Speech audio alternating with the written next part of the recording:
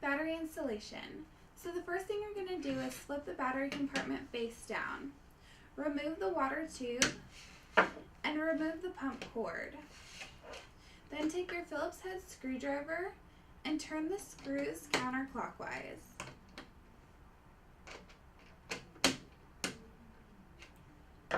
Go ahead and pull the battery compartment from the top. If it doesn't come off all the way, go ahead and unscrew the screws a little bit more.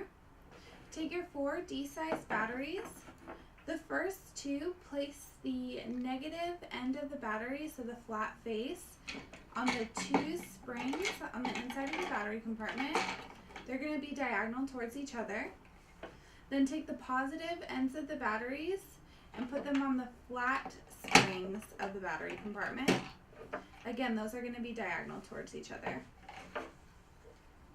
Take the top of the battery compartment and line up the 2 dowels. Flip the battery compartment back over. Push firmly down until you can't see the red O-ring. And turn the screws clockwise.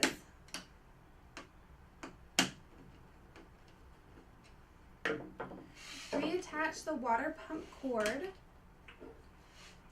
and the water pump tube to the battery compartment.